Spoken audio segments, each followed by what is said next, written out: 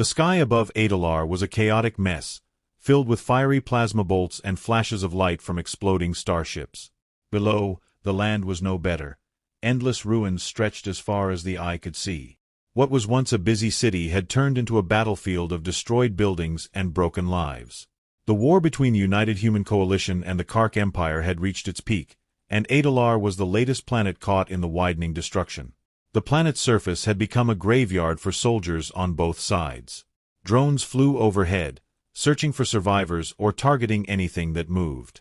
Smoke rose from the wreckage of human and alien vehicles, covering the land in a thick haze. Amid all this destruction, one creature moved slowly, dragging itself through the shattered landscape, an abandoned DVAR warg named Ravik. Ravik was unlike any creature humans had ever seen. Its body was covered in tough, shiny scales like armor, reflecting the fading light of the day. It had 4 strong legs, but one was useless, twisted and broken after being hit by a blast. Its long snout, lined with sharp, blackened teeth, could no longer snarl. Instead, Ravik's breathing was shallow and painful, as if every breath was a battle for survival. Once a fierce war beast, it was now just a shadow of its former self. Hours had passed since Ravik was left behind. In the chaos, the Kark Empire's forces had retreated, abandoning the warg as expendable, a tool no longer needed. The DVAR were bred to be loyal to their Kark handlers and deadly in battle, but loyalty meant nothing in the face of war. The Kark saw their war beasts as little more than biological machines, useful in combat but without the same value as their human counterparts. Ravik, once a prized asset, was now just another casualty of war. The ground under its massive paws was still hot, scorched by recent blasts. Here's the corrected version of the paragraph. The air was thick with the smell of burnt metal and scorched earth. Its powerful tail, once a weapon in itself, dragged uselessly behind it, leaving a trail of dark blood marking its path. Ravik had no destination, no orders, no idea where it should go. All it knew was survival, and even that instinct was weakening. The sounds of war still echoed in the distance. Explosions, gunfire, the unmistakable roar of human and Kark soldiers locked in combat, but for Ravik, these sounds were fading. Its once sharp senses were dulled by exhaustion and pain.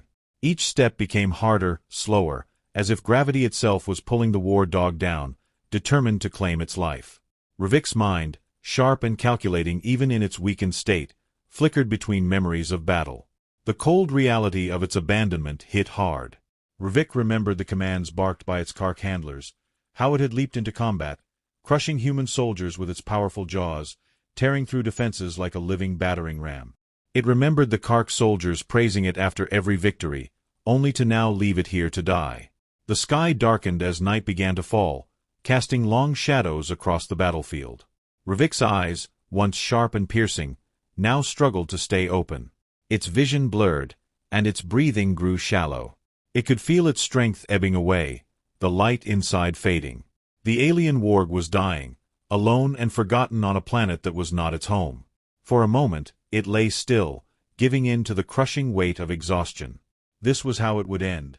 Not in a blaze of glory, not in the heat of battle, but in the quiet, suffocating stillness of abandonment. Ravik closed its eyes, ready to let the darkness claim it. But then, something changed, a sound. Soft at first, but growing louder. Footsteps. Not the heavy tread of Kark soldiers, but lighter, quicker. Ravik's ears twitched, picking up the sound through the fog of pain and weariness. It was not alone after all. Perhaps the Kark had returned for it, or maybe it was a human patrol, unaware of the dying war dog hidden among the rubble. Instinctively, Ravik tensed, though it barely had the strength to move. A low growl formed in its throat, a final act of defiance. It would not go down without a fight, no matter how weak it had become. Its keen sense of smell, though dulled, detected the unfamiliar scent of humans approaching, several of them.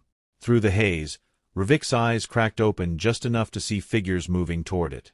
Human soldiers, their armor glinting in the fading light. They were cautious, weapons raised, scanning the area for threats. Ravik's growl deepened, though it was little more than a raspy sound. One of the humans, a woman with dark hair tied back and a face sharp with determination, stepped closer. Her weapon was lowered, her eyes fixed on the creature before her. Ravik's vision blurred again, but not before catching a glimpse of something it had never seen in the Kark: concern. The woman knelt down, her eyes narrowing as she took in the sight of the injured war dog. Ruvik expected the worst, a final bullet to end its suffering. But instead, the woman spoke softly, her voice calm, though the words were incomprehensible. For the first time in its life, Ruvik wasn't met with commands or aggression, but with something that almost felt like kindness. Its growl faded, replaced by a weak, exhausted sigh. The darkness still loomed, but for the first time, it wasn't alone, and maybe, just maybe, it wasn't the end after all. "Major, you're going to want to see this," a voice crackled through Elena Ramirez's comm, pulling her attention from the tactical map displayed on her wrist device. Her small unit had been deployed for hours, sweeping the ruins of the eastern quarter of Adalar, searching for any remaining human survivors or signs of enemy activity. It was standard procedure after a major battle, even when the ground was still hot from the conflict. "What is it, Sergeant?" Elena responded, glancing around at her squad members, who were fanning out among the debris. The air still smelled of burning metal, and every so often, a distant explosion echoed in the distance. "Movement, about 50 meters to the north." "It's not one of ours," Sergeant Cole replied, his voice tense but controlled. "Could be a trap. Drones are picking up something large. Wounded, maybe." Elena's heart rate quickened. Her squad was far from any friendly lines, still deep in contested territory. Anything moving out here was either a hostile force, a malfunctioning drone, or worse, something dangerous left behind by the Kark. "On my way," Elena said. Switching off the comm, she waved to the nearest soldiers, motioning for them to form up as they moved toward Cole's position. Her pulse quickened, her instincts sharpened by years of warfare. The battlefield had a way of staying quiet just long enough to lull you into a false sense of safety before chaos erupted again. As they approached the ruins where Cole stood, Elena saw him kneeling by a pile of charred rubble, his rifle drawn but not raised. His eyes were fixed on something beyond the wreckage. She crouched beside him, scanning the area carefully. At first, she saw nothing unusual, just more scorched earth, debris from collapsed buildings, and the occasional wreck of human and Kark technology scattered across the area. Then she saw it, a massive figure lying motionless between two large chunks of fallen concrete. "Dvar Warg," Cole muttered, the unease in his voice unmistakable. "Looks like it's been hit pretty bad." Elena's breath caught. She had seen Dvar wargs in action before during the heat of battle. The Kark Empire had engineered them to be the perfect weapons of war, combining brute strength and speed and a kind of brutal intelligence made them lethal against human infantry. Each one was like a living tank, capable of tearing through fortified defenses or taking out entire squads of soldiers. This one, however, was no longer a threat, not right now. The creature, Ruvik, though they didn't yet know its name, lay sprawled on the ground, its huge reptilian body covered in dark, shimmering scales. Its chest rose and fell in shallow, uneven breaths. One of its hind legs was bent at an unnatural angle, clearly broken, and deep gashes ran along its side where plasma fire had burned through the tough armor of its hide. Blood, thick and dark, stained the ground around it. Yet despite its weakened state, the creature's eyes were open, glowing faintly in the dim light, tracking their every movement. "It's still alive," Elena said softly, feeling a pang of something she couldn't quite name. Pity, perhaps, or respect. Whatever it was, it felt strange to have such emotions for something that had likely killed dozens of her comrades. "Yeah, for now," Cole replied, his rifle still trained on the creature. "But this thing's dangerous, Major. One wrong move and it could rip us apart. We should leave it or—" He gestured toward his weapon, implying a more merciful option. Elena didn't respond right away. Her eyes stayed on the creature, watching the rise and fall of its chest, the flicker of life still burning within its wounded frame. This wasn't just some mindless animal. Dvar were bred for intelligence, trained for combat, and their loyalty to the Kark was absolute, or so everyone believed. But what happened when that loyalty was betrayed? What happened when the Kark discarded them, as they had this one? Slowly, carefully, Elena stood up, slinging her rifle over her shoulder. "I'm going in closer." "What?" Cole's head snapped toward her, his expression a mix of disbelief and concern. "Are you out of your mind? That thing's Kark property. It's been trained to kill us on sight." "Look at it," Elena said, nodding toward the wounded creature. "It's not in any condition to fight, and I don't think it wants to. It's been abandoned, left for dead, like the rest of the city. We don't kill the wounded, not even the enemy." She moved forward slowly, her hands out in front of her, trying to appear as non-threatening as possible. The warg's eyes followed her, narrowing slightly as she approached. Its breath came in deep, ragged bursts, and a low, rumbling growl bubbled from its throat, but it made no move to attack. Elena knelt a few feet from the creature, taking in the extent of its injuries. Its leg was badly mangled, likely beyond repair without proper medical treatment, and the burns along its body would have been fatal for most other creatures. But the DVAR were resilient, engineered to withstand punishment that would kill even the toughest human soldier. "You've been through hell, haven't you?" Elena murmured, unsure if the creature could even understand her tone. Its eyes flicked toward her again, as if considering her words. The growl softened, fading into a low, throaty rasp. "I'm not going to hurt you," she said softly. "I know you've lost your pack, but I'm not your enemy. You don't have to die here. Not like this." Behind her, Cole muttered something under his breath, but Elena ignored him. Instead, she reached out carefully, her hand hovering just inches from the creature's snout. Ruvik flinched, its muscles tensing as if expecting another blow, another command. But no blow came. Instead, there was just a human, steady, calm, and present. Ruvik didn't move for a long time. Its breathing was labored as it lay still, too weak to fight but not yet willing to trust. Then, with the faintest hint of hesitation, it lowered its head slightly, eyes still fixed on Elena's hand. She took that as a sign and gently rested her palm on the side of its face. The scales were rough and warm, humming faintly with the residual energy of its massive body. "There," she whispered. "You're going to be all right." Ruvik let out a long, slow exhale, its body relaxing just a fraction. Elena's heart pounded in her chest, but she held her ground, her hands still resting on the creature's head. "We can't leave it here," she said firmly, turning her head just enough to look at Cole and the rest of her squad. "It's not a weapon anymore. It's wounded, just like any soldier left behind. And what are we supposed to do with it, Major? Take it back to base? You really think Command is going to let us nurse an alien warg back to health?" Cole's voice was incredulous, but Elena didn't waver. "If it was one of ours, we wouldn't leave it. This isn't just a beast. It's smart. It's more than what the Kark made it out to be. I'm not leaving it here to die." There was silence for a moment, the squad exchanging uncertain glances. Then, slowly, Cole sighed and gestured to the others. "All right, get the stretcher ready. If we're doing this, we're doing it fast. No telling how long we have before the Kark send reinforcements." Elena smiled faintly, glancing back at Ruvik. "You're coming with us," she said softly, patting its head one last time before standing. As they carefully lifted the massive creature onto the stretcher, Ruvik let out a low, grateful rumble. It had been abandoned to die on the battlefield, but now, for the first time in its life, it was being saved, not by its Kark masters, but by the very beings it had been trained to destroy. For Ruvik, everything was about to change. The human outpost on Adalar wasn't much more than a makeshift fort, built from the wreckage of old starships and hastily constructed barracks, but it was secure, hidden in the rugged hills away from the front lines. From here, the United Human Coalition monitored the Kark Empire's movements, trying to piece together what was left of their forces after the brutal clash for the planet's capital. For now, at least, the battlefield had grown eerily quiet. In a reinforced medical tent on the outskirts of the base, Ruvik lay in relative silence, his massive form resting on a thick padded mat that had been specially brought in to accommodate his size. His leg was tightly bandaged, though it would take time to heal, even with human medical technology. The burns across his scaly body were slowly being treated, but it was clear the warg had a long road ahead of him.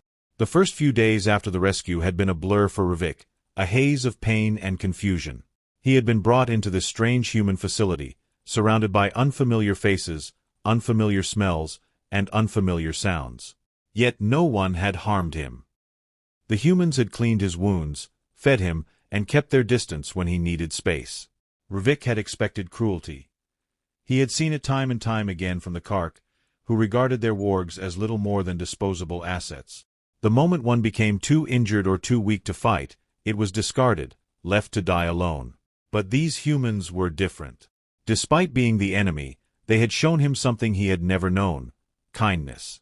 And at the center of that kindness was one human in particular, Major Elena Ramirez. Each day, without fail, Elena visited Ravik's tent. At first, she kept her distance, speaking to him in a calm, soothing voice while standing just outside the entrance. Ravik would watch her warily, his yellow eyes tracking her every move, still unsure whether to trust her. But Elena was patient. She knew that trust wasn't something that could be forced, especially not from a creature who had known only war and abandonment. On the fourth day after Ravik's rescue, Elena entered the tent again, this time with a bowl of food, meat, cooked but simple, laid out in a way that seemed almost ceremonial. Ravik sniffed the air, his nostrils flaring. He hadn't eaten much in days, his body too weak to digest anything substantial, but hunger gnawed at him. The smell of food was tempting. Elena set the bowl down just inside the tent, a few meters away from where Ravik lay. She crouched down slowly, making sure to keep her movements measured, her body language non-threatening. Her sharp, intelligent eyes met Ravik's, and she gave him a small smile. "You've been through a lot, haven't you?" she said softly. Though Ravik couldn't understand the words, the tone of her voice carried genuine care. There was none of the harsh, clipped tones of the Kark commanders. No urgency, no command, only compassion. Ravik's muscles tensed for a moment, as if debating whether to approach or retreat, but the smell of food was too much to resist. Slowly, cautiously, the massive war dog shifted his weight and dragged himself toward the bowl. His leg throbbed with every movement, but he ignored the pain, driven by the primal need to eat. Elena didn't move, simply watching him with soft but focused eyes. Ravik reached the bowl, his head dipping down to sniff the contents before taking a tentative bite. It was different from the raw, bloody meat the Kark had fed him, but it was warm and filling. He ate slowly, his eyes darting between the bowl and the human who had brought it. Elena let out a small sigh of relief. "Good," she said quietly, more to herself than to him. "You're eating, that's a good sign." For the next several days, this routine continued. Elena would bring food, sit nearby, and speak to Ravik in her calm, quiet voice. At first, the war dog barely acknowledged her presence, focusing solely on the food. But slowly, as the days passed, something began to change. Ravik's growls of warning softened. He stopped tensing when she entered the tent. He began to lift his head when she arrived, his eyes showing something other than fear or suspicion, curiosity. Ravik had never known anything like this. The Kark had trained him through violence, pain, and control. They had never spoken to him kindly, never offered him food unless it was as a reward for brutal obedience. But this human, this Elena, she didn't demand anything of him. She simply cared for him, as if he were one of her own. One day, Elena entered the tent as usual, carrying the bowl of food. But this time, instead of placing it down a few meters away, she took a deep breath and moved closer, within arm's reach of the warg. Ravik tensed slightly, his instincts still warning him of danger, but Elena didn't flinch. She knelt down beside him, holding the bowl just inches from his snout. "You don't have to be afraid anymore," she whispered, her voice barely audible. "I'm not going to hurt you." Ravik's eyes flicked to hers, the intelligent gleam in them sharper than ever. For a moment, the air was thick with tension, the uncertainty of a creature who had known only mistrust. But then, slowly, Ravik leaned forward and took the bowl from her hands. He ate, his jaws working methodically, but his eyes never left hers. When he finished, Elena reached out her hand, hesitating for just a moment before resting it gently on his head. Ravik stiffened, his muscles tensing for a brief second, but then, to his own surprise, he relaxed. The human's touch was soft, gentle, unlike anything he had ever known. Her fingers traced the scales along his head, and for the first time, Ravik didn't pull away. "See," Elena said with a small smile, "we're not so different, you and I." Ravik didn't understand the words, but he understood the feeling. The walls that had surrounded his mind, the walls built by the Kark, by the war, by the abandonment, began to crumble. This human was different. She was teaching him something he had never been taught: trust. As the days turned into weeks, Ravik's recovery progressed. His leg, though still injured, had begun to heal, and he was able to stand and walk for short periods. His burns had been treated with human technology, and though his body still bore the scars of battle, his strength was returning. But it wasn't just his physical recovery that had changed. Ruvik was beginning to form a bond with the humans around him, especially Elena. She visited him daily, and over time, the war dog had stopped viewing her as a threat. He began to recognize her scent, her voice, her presence as something comforting. Elena wasn't the only one to notice the change. Sergeant Cole, who had been skeptical from the start, watched from a distance as Ruvik began to trust Elena more and more.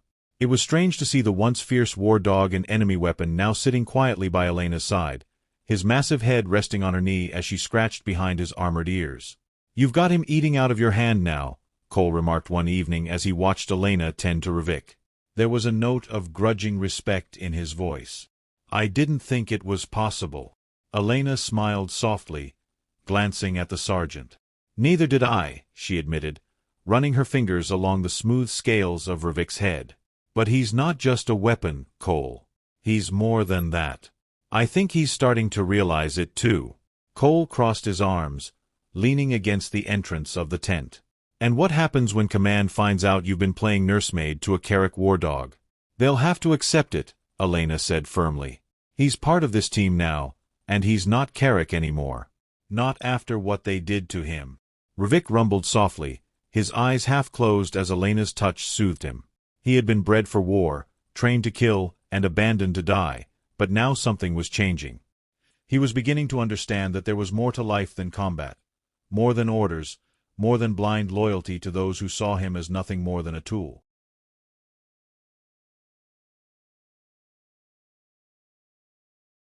For the first time in his life, Ruvik had found something beyond the battlefield. He had found a bond, one that was stronger than any he had ever known. The wind howled across the barren plains of Adner as Major Elena Ramirez and her squad prepared for their most dangerous mission yet. The Carrick Empire had retreated, but their stronghold on the southern continent remained a looming threat. Intelligence had pinpointed the location of a critical Carrick command center deep within enemy territory. Heavily fortified and nearly impenetrable, it was a key outpost for their remaining forces, and if the humans could take it out, they might just eliminate the Carrick presence on Adner for good. Elena paced along the edge of the camp, her mind racing as she reviewed the mission details. Her team was ready, well-trained and experienced, but this wasn't just another routine operation. They'd be going straight into the heart of the enemy, and any mistake could mean death. Every advantage mattered. That's when Elena made her decision. She turned to the medical tent where Ruvik, the alien warg, now rested. His leg had healed enough to allow him to walk, even run for short distances. The burns that had once scarred his body had faded now, though he still bore the signs of battle, a living testament to the violence of war. But his eyes, once cold and weary, had changed.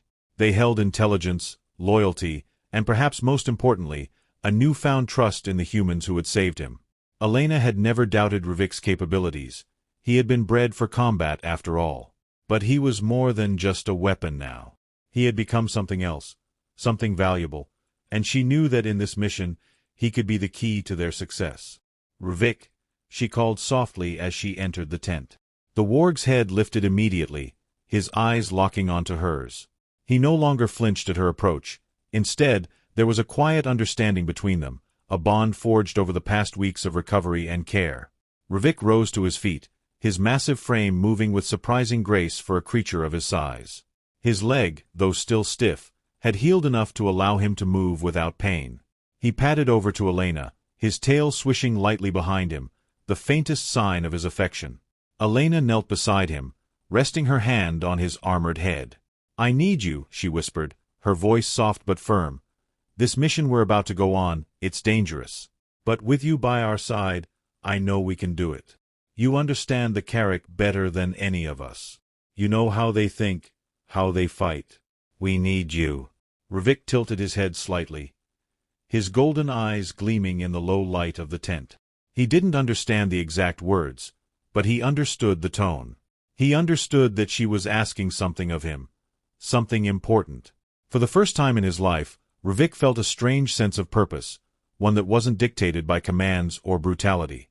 Elena stood and led him outside. The other members of her squad were already assembled, loading up gear and preparing for the mission. Sergeant Cole glanced over, his eyes narrowing as he saw Elena approach with Rivik by her side. "You're bringing him?"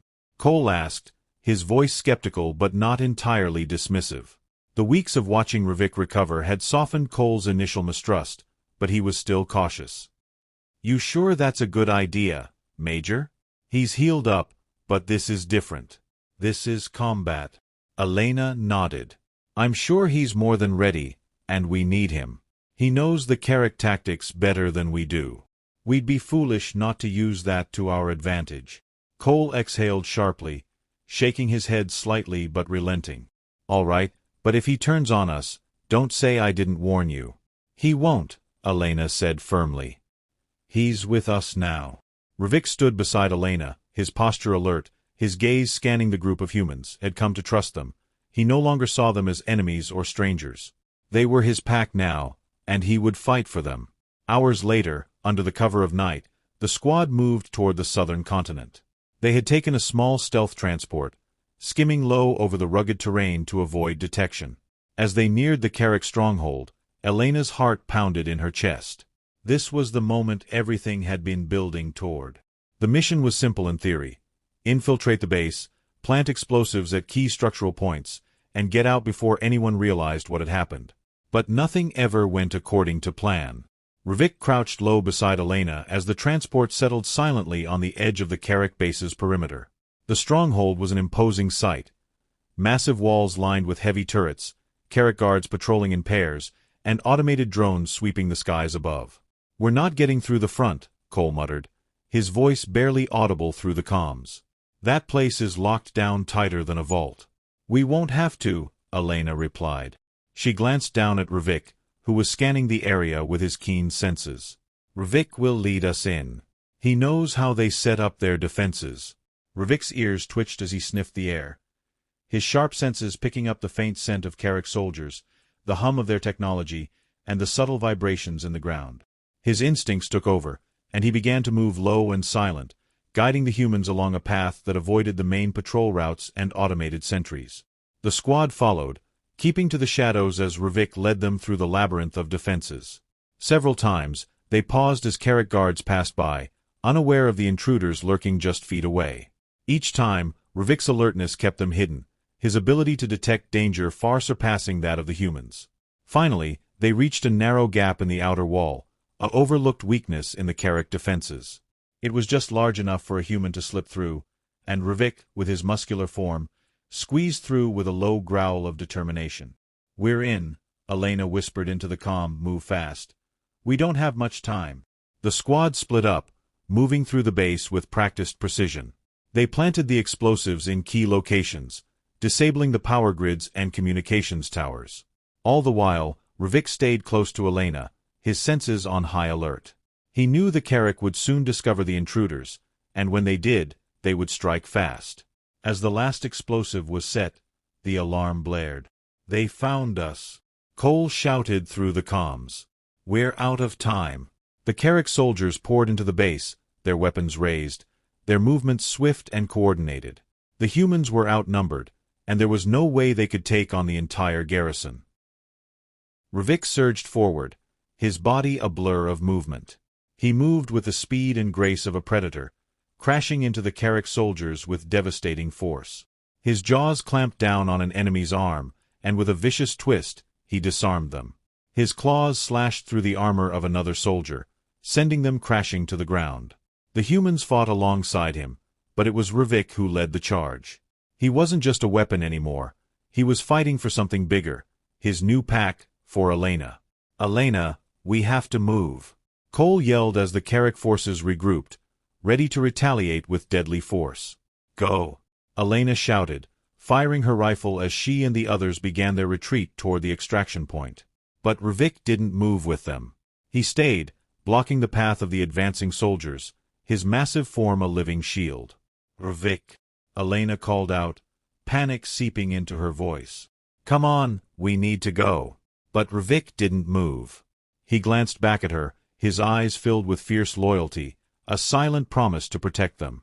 Then he turned back toward the enemy, growling low in his throat. In that moment, Elena realized what he was doing. He wasn't just fighting to survive. He was fighting for them, for her. He was willing to give his life for them. "No!" she shouted, running back toward him despite the chaos erupting around her. But before she could reach him, Ruvik made his move. With a thunderous roar, he leapt into the fray, tearing through the Carrick forces with a fury that could only come from a creature who had found something worth fighting for. He was unstoppable, a whirlwind of claws, teeth, and raw power. The Carrick fell back, unable to withstand his assault. As they did, Elena grabbed his harness and pulled him back toward the extraction point. "We're not leaving you behind," she shouted, her voice filled with determination. Together, they made their escape, the sound of explosions echoing behind them as the base crumbled into ruin. Ruvik limped slightly, his wounds reopened, but he followed Elena without hesitation. They had won. Hours later, back at the human outpost, Elena knelt beside Ruvik as the medics tended to his wounds. He had fought like a warrior, but more than that, he had fought like a friend, a member of her team. "You saved us," Elena said softly, her hand resting on his head as he rumbled in response. "We couldn't have done it without you." Ruvik's eyes met hers, and for the first time, Elena saw something there that wasn't just the cold calculation of a warg. She saw understanding, loyalty, and a bond that went deeper than species or sides. Ruvik had been abandoned to die on the battlefield, but now he had found a new purpose. He wasn't just a weapon of war anymore. He was part of something bigger. Ruvik was no longer Carrick.